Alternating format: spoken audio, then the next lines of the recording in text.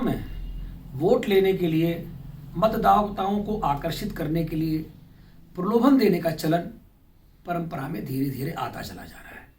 इसकी शुरुआत कब और कहां से हुई, वह एक बहुत बड़ा मसला है। लेकिन यह जो प्रलोभन देने की स्थिति है, उससे सरकार कोई बना भी ले तो भी उन प्रलोभनों को, उन वादों को पूरा करने में असमर्थ ही रहता है, पूरी तरह सामर्थ्य नहीं कर पाता। और जो विकास कार्य है वही प्रभावित होते हैं, क्योंकि जो करदाता हैं, जो टैक्स पेई हैं, उनके टैक्स के आए हुए कर से, उनमें टैक्स में प्राप्त किए हुए कर से ही, कर में प्राप्त राजस्व से ही वह विकास का कार्य किया जाता है। और वह विकास कार्य का एक बड़ा हिस्सा, विकास कार्य भी प्रभावित होता है और विकास कार्य की योजनाएं उसी से फलीभूत होती हैं। उसी से आम करदाताओं को, जिन्होंने कर के रूप में, राजस्व के रूप में, कर के रूप में राजस्व दिया है, वह भी उसी से प्रतिपूर्ति होते हैं।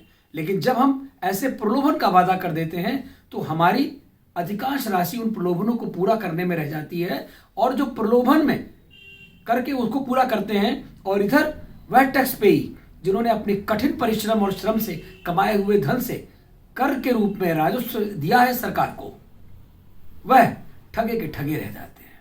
उनको लगता है कि उनके साथ न्याय नहीं हो पा रहा है। क्यों? क्योंकि जो टैक्स में प्राप्त धन है, जो राजस्व के रूप में प्राप्त धन है, उसका अधिकांश हिस्सा तो सरकारें तनख्वाह बांटने में निकाल देती है, तनख्वाह भी देना है, और जो सरकार चलाने के लिए सुख सुविधाएं चाहिए उसमें भी निकल जाता है। उसके बाद का जो हिस्सा बचता है, उस हिस्से से ही विकास कार्य करने की परंपरा है, विकास कार्य किया जाता है। लेकिन जब हम प्रलोभनों को पूर्ण करने में ही वो धन, वो राजस्व नष्ट कर देंगे, तो फिर विकास कार्य प्रभावित होंगे। और ये सबके सामने दिल्ली सरकार की स्थिति सबने अपनी आंखों से देखा कि दिल्ली सरकार में केजरीवाल ने वादों की झड़ी कर दी, मुफ्त बिजली देने की बात कर दी, नहीं दे पाए। पाठशाला और स्कूल चलाने की बात करी, स्कूल बनाते चले गए, उसको स्कूल उस तरह नहीं बना पाए। लेकिन शराब एक बोतल के साथ एक बोतल फ्री देने लग गए, और नतीजा क्या हुआ कि पूरी दिल्ली तालाब बन गई, पूरी दिल्ली की सड़कें उबड़ खाबड़ हो गई।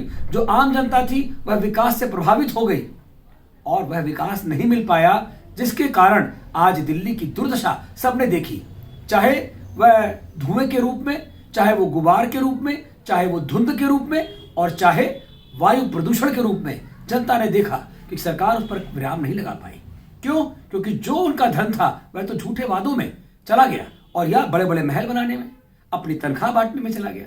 इसलिए यह मैं चाहता हूं कि किसी प्रकार से भी, चाहे वो चुनाव आयोग हो और चाहे वो लोग हो, और जो ये चुनावी वादे करते हैं, उनको रोक लगाने का काम जनता करे, जनता आगे आए, और ऐसे प्रलोभनों पर विराम लगना ही चाहिए।